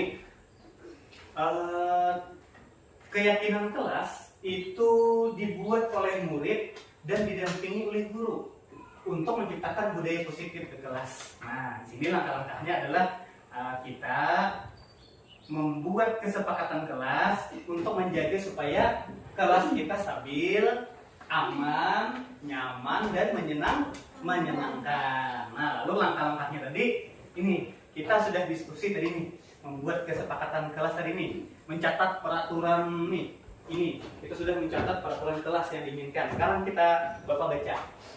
Ini tidak boleh makan di kelas. Tidak boleh makan di kelas. Berarti kita tidak boleh makan di kelas. Kemudian tidak boleh buang sampah sembarangan. Berarti ini lebih ke kebersihan. Kalau tidak boleh makan di kelas itu berarti termasuk apa kira-kira? Temanya apa kira-kira? Kebersihan kah atau menghormati orang lain kah itu kira-kira? Menghormati orang lain. Lagi, ini Bapak baca tidak boleh membuang sampah sembarangan. Sama berarti termasuk kebersihan. Kemudian jangan membawa HP ke dalam kelas. Nah, itu berarti termasuk menghargai diri sendiri dan orang lain. Kemudian tidak boleh mencoret kelas. Ada kelas dicoret, tidak boleh. Kemudian tidak boleh membawa HP, sama sama yang di atas. Kemudian tidak boleh makan di kelas. Nah, makan di kelas berarti kurang lebih sama yang di atas tadi. Kemudian tidak boleh buang sampah sembarangan. Bagus. Lanjut ke sebelah kanan. Kita harus memakai sepatu. Nah, mantap, itu peraturan. Kemudian tidak boleh membuang sampah sembarangan. Sama tadi. Kemudian sama, tidak membuang sampah sembarangan lagi. Tidak boleh berkelahi. Kemudian jangan membuang sampah sembarangan. Sama. Jangan apa ini? Jangan Bapak kurang jelas membaca. Jangan makan apa ini? Jangan makan dalam kelas. Nah, tulisannya Bapak kurang jelas dan baca. Kemudian tidak boleh mengejek orang lain. Artinya memang itu kita harus menghargai orang lain, yang menghormati orang lain. Kemudian tidak boleh berkelahi. Kemudian jangan berkelahi sama. Kemudian jangan berkelahi. Nah, banyak. Sekarang tugas kita mencatat peraturan kelas sudah. Nah, sudah. Kita kelompokkan nih. Kan tadi ada yang sama nih. Ada yang sama ya kan? Ada yang sama, ada yang menjaga kebersihan jangan buang sampah sembarangan. Kemudian Bapak minta 2 orang perwakilan. Siapa? Yang depan.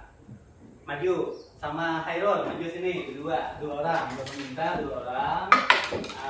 Bapak minta kita perwakilan dari kalian untuk mengelompokkan nih mana yang sama, mana yang berbeda. Contoh, tidak boleh makan. Kita taruh dulu sini kebersihan. Nah, misalnya Bapak tulis ada sepedol, misalnya ada sepedol.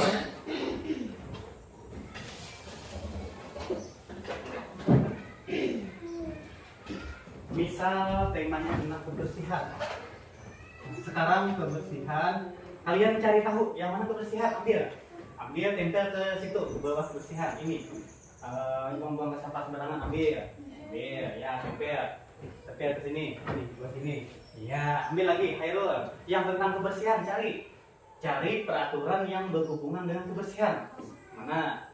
Ambil, cabut. Ya, taruh di situ. Iya. Nah, lagi lanjut. Ada lagi yang tentang kebersihan? Tentang kebersihan ada. Lanjut, taruh di sini. Iya. Sekarang sudah habis lagi di sini.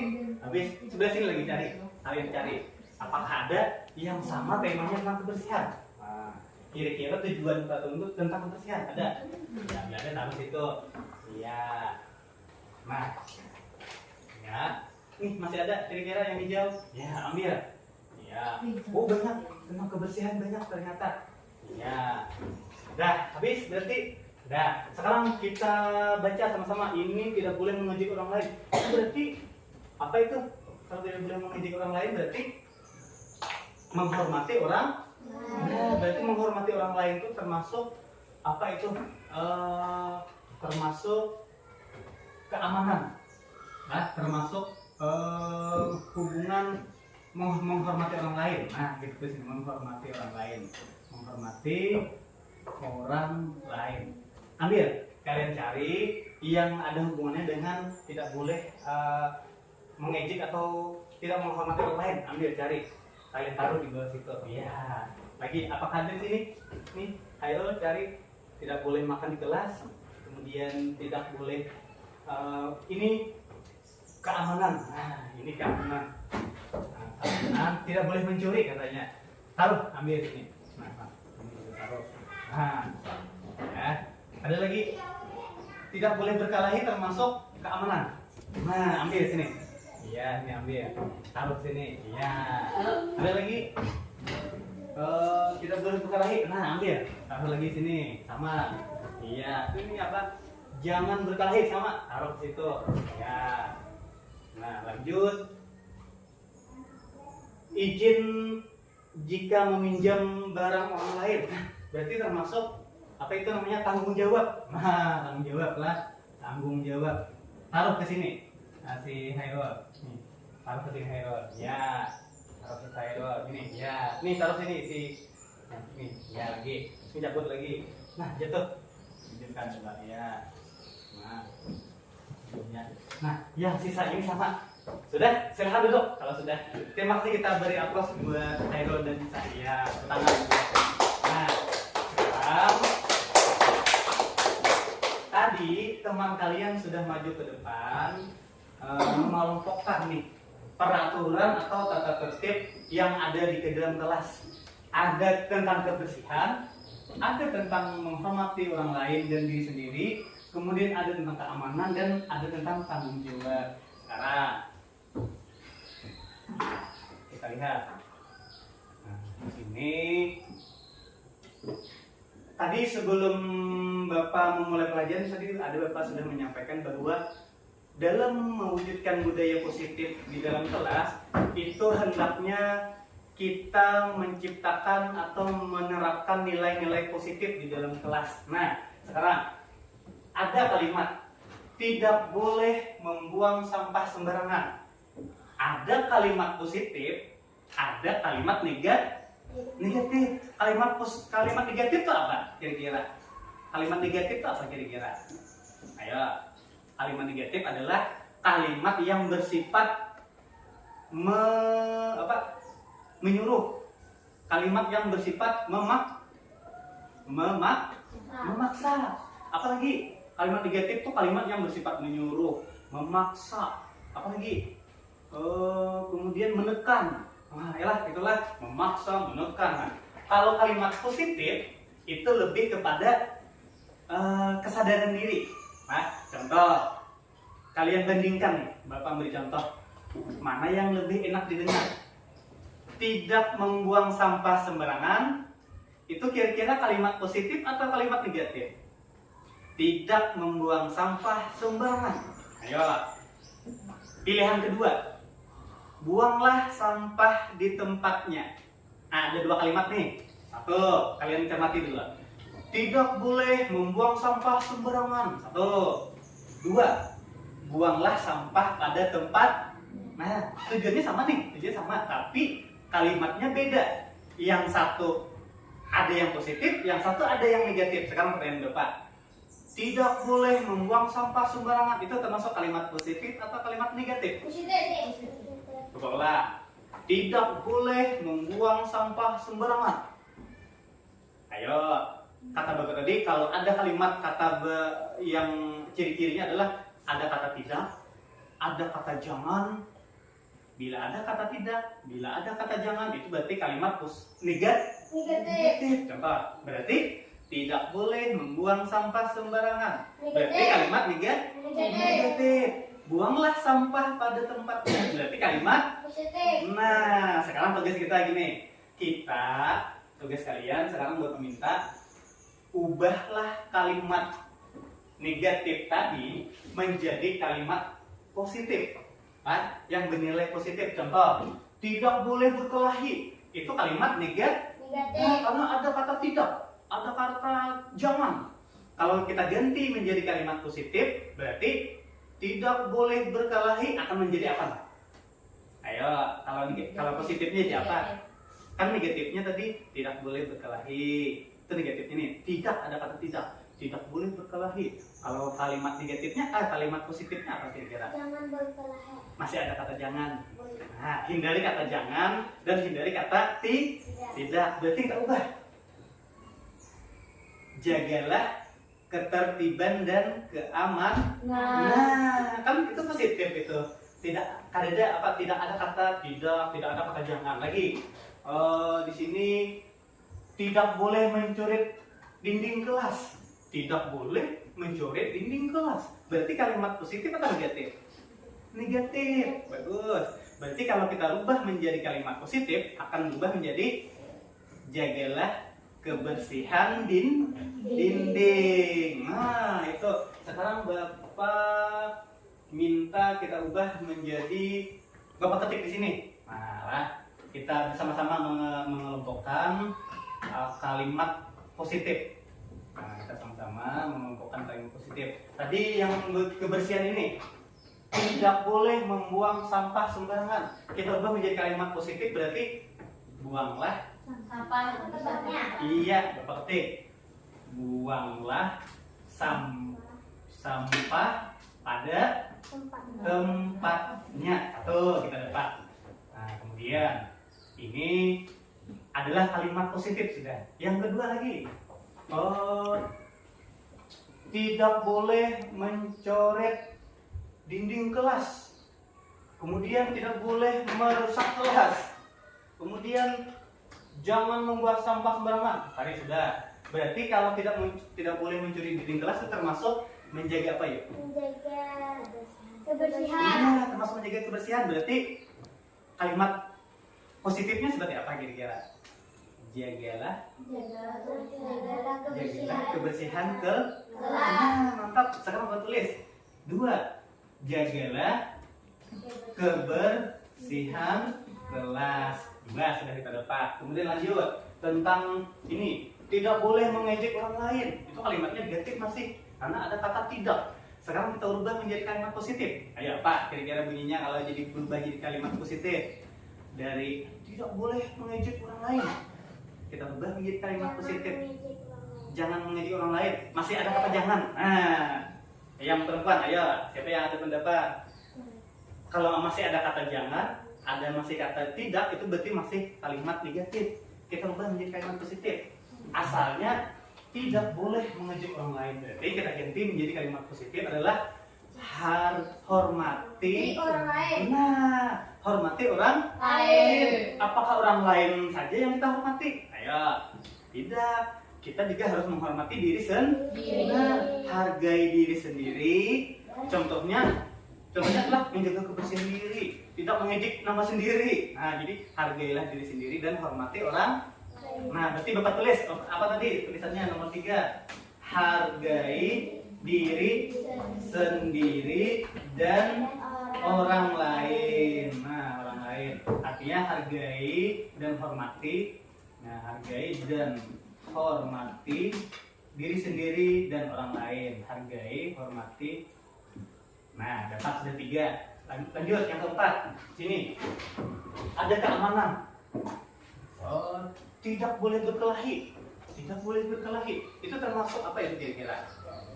Menjaga ketertiban, menjaga keamanan. Kalau ada yang berkelahi kan terganggu nih ketertiban kelas kita. Berarti kita ubah menjadi kalimat positif apa kira-kira? Tidak boleh berkelahi itu apa kira-kira kalau menjadi kalimat positif?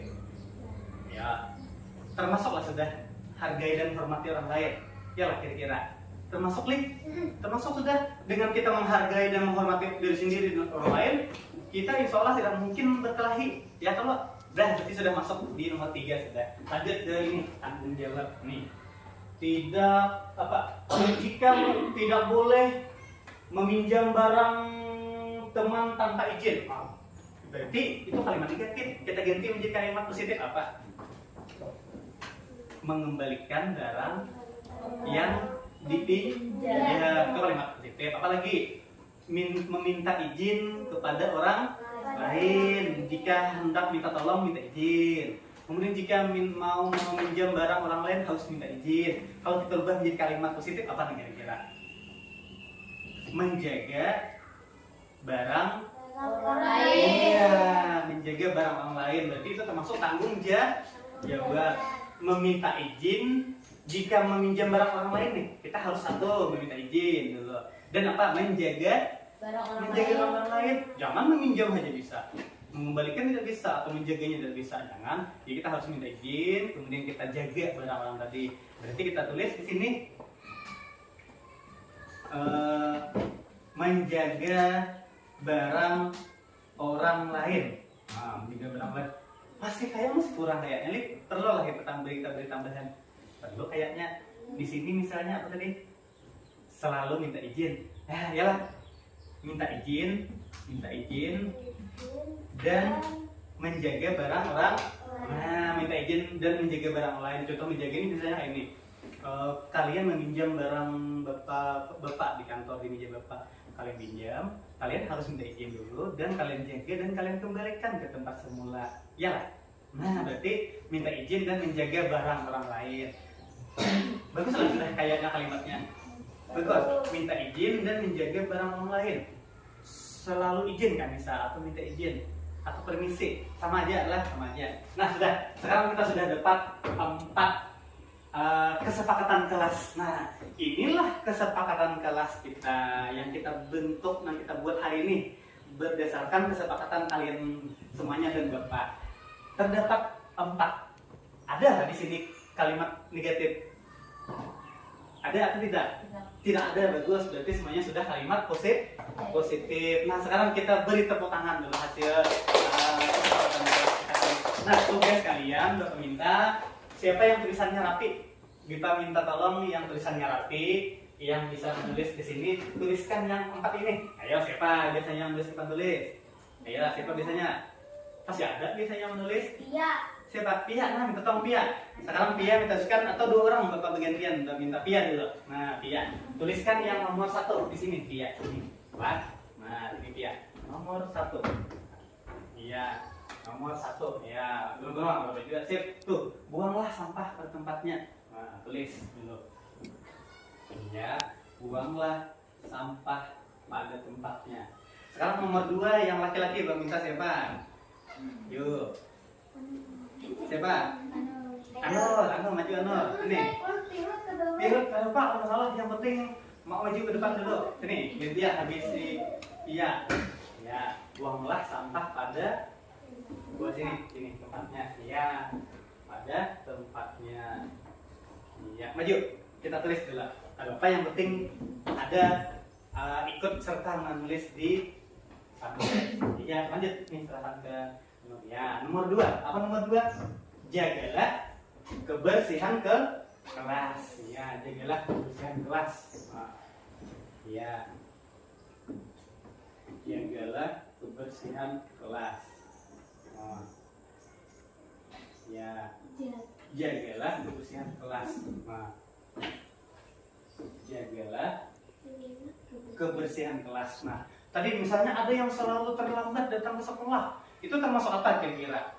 Kan saya ada nih peraturan dilarang terlambat masuk ke dalam kelas. Itu kan kalimatnya negatif. Kalau kita ubah menjadi kalimat positif adalah selalu datang tepat waktu. Nah, berarti datang tepat waktu itu berarti termasuk apa kira-kira? Termasuk menghargai dan menghormati diri sendiri dan orang lain. Kita menghormati diri kita sendiri nih. Saya jangan sampai terlambat nih datang ke sekolah nih. Nah, itu termasuk menghargai. Nah, iya sekarang ya, maju ke depan, kita akan pelan-pelan ya, supaya semuanya dapat berserta. Nomor 3, nah, tuliskan. Nanti nomor 4, siapa? Ya, nomor 4. Nah, habis di. Ya. 3, hargai, hormati diri sendiri dan orang lain. Nah, hargai, ya, hargai. Kemudian hormati, hormati diri sendiri, ya, hormati ya diri sendiri dan orang lain.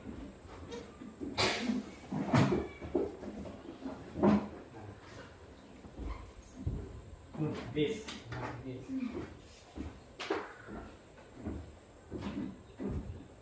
Dan bawah jika tidak ada bisa berarti kamu ya. Terakhir maju ke depan. Ya, tuliskan ya. Jadi nomor 4. Ya.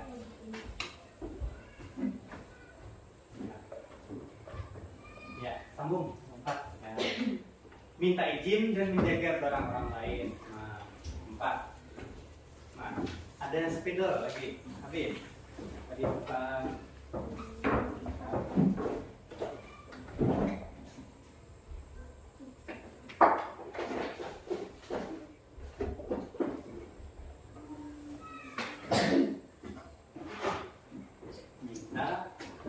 Izin ya, terus minta izin dan menjaga ya,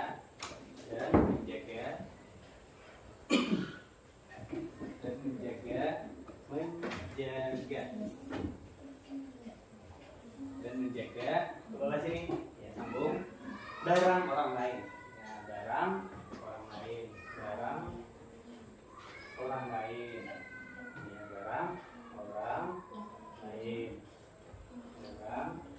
lain ya, orang lain ya.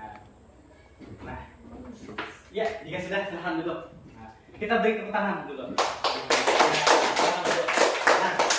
Nah, sekarang kita Bapak ingin memastikan dulu. Tadi kita sudah ini langkah-langkah yang sudah kita kerjakan adalah yang pertama kita sudah nih diskusi, membuat kesepakatan kelas sudah, mencatat peraturan kelas sudah, kemudian merumuskan keyakinan kelas, kemudian sudah tahapan kita adalah nih kita sudah merumuskan keyakinan kelas. Dapat berapa nih poinnya nih kita? Ada 4 poin kesepakatan kelas kita. Ada 4 keyakinan kelas kita. Sekarang Bapak minta kita baca sama-sama. Kita baca sama-sama dari nomor 1 sampai nomor 4. Nah ini kita baca sama-sama nomor 1 sampai nomor 4. Kelihatan dari sini? Kelihatan? Ini bisa dibaca? Bisa? Kalau tidak bisa atau jelas di sini aja sama. Nah sekarang kita baca sama-sama. Keyakinan kelas atau kesepakatan kelas 6 SDN Murung Padang. Yang pertama adalah apa? 1. Sampah pada tempatnya. Ya, nomor 2. Jaga kebersihan kelas. Ya, nomor 3. Hargai, hormati diri sendiri dan orang lain. Ya, nomor 4. Minta izin dan menjaga hak orang lain. Nah, itulah kesepakatan kelas 6 kita hari ini. Jadi kita harus membuang sampah pada tempatnya. Nanti setelah kita makan, minum, sampahnya kita taruh di bak sampah. Kemudian jaga kebersihan. Jaga kebersihan itu contohnya adalah datang pakaian rapi, kemudian memakai masker jika diperlukan, kemudian cuci tangan sebelum memulai pelajaran. Kemudian apalagi? Pakai sepatu. Itu termasuk rapian kebersihan juga itu. Jadi termasuk menjaga kebersihan kelas. Nah, kemudian 3, hargai, hormati diri sendiri dan orang lain. Kita harus menghargai dulu diri kita sendiri dulu. Oh, saya ini sering terlambat nih datang ke sekolah nih. Mulai saat ini saya harus datang tepat waktu nih. Nah, itu salah satu cara biar menghormati diri sendiri dan menghormati orang lain. Contohnya tidak boleh mengejek tadi, tidak boleh mengejek orang lain. Kemudian tidak berkelahi, itu termasuk keyakinan kelas adalah hargai, hormati diri sendiri dan orang lain. Yang terakhir, minta izin dan menjaga barang orang lain. Berarti apabila kita meminta bantuan atau meminjam barang orang lain, kita harus izin dan harus kita jaga. Nah, kalau jaga kebersihan ini kita semuanya sudah, apapun itu yang ada hubungannya dengan kelas, kita jaga kebersihannya, jangan mencuri diri dan lain sebagainya. Jadi adalah kesepakatan kelas, keyakinan kelas kita adalah ada 4. Sekarang yang terakhir adalah Bapak minta nih, langkah terakhir kita adalah setelah kita selesai membuat keyakinan kelas, kita penandatanganan keyakinan kelas. Nih, bagian bawah nih. Membuat keyakinan kelas sudah dan menandatangani keyakinan kelas yang sudah kita buat. Berarti semuanya Bapak minta maju ke depan. Ambil pen, kita tantangan di bawah sini. Nah, supaya kita memastikan nih, oh ini kami yang membuat Pak, ini kita bersama-sama nih membuat nih. Nah, bisa langsung bergantian dengan tangan dulu. Beri nama, bisa contoh Bapak dulu. Bisa Bapak. Nah, ini bisa Bapak tantangan di sini. Mau pinjam pen dulu. Ya. Nah, Bapak bisa tantangan. Nah, Syarifudin. Lanjut kalian, siapa ganti ya sini ya langsung dulu ya, tantangan, tulis nama ya bawahnya ya. Kalau sudah silahkan duduk. Kalau yang bagi yang sudah silahkan duduk. Kita menandatangani kesepakatan kelas kita. Nama panjang bisa, nama panggilan bisa, nama panggilan aja ya, nama panggilan ya. Jika sudah silahkan duduk ya. Lanjut yang lain lagi.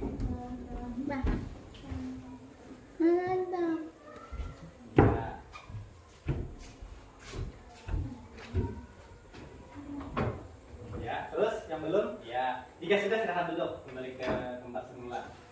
Ya, maaf. Penandatanganan kesepakatan kelas. Nah, sekarang ini Bapak tulis judulnya. Tulis. Ini adalah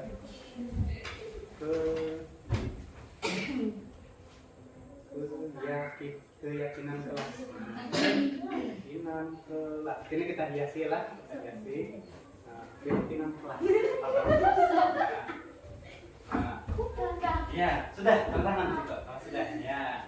Yang sudah silahkan duduk. Yang sudah silahkan duduk ke tempat semula jika sudah. Nah, kita ada 8 orang, 9 orang yang menandatangani, ada 10 sama Bapak. Ya, kelas yang menjadi keyakinan kelas kita sudah kita bentuk hari ini.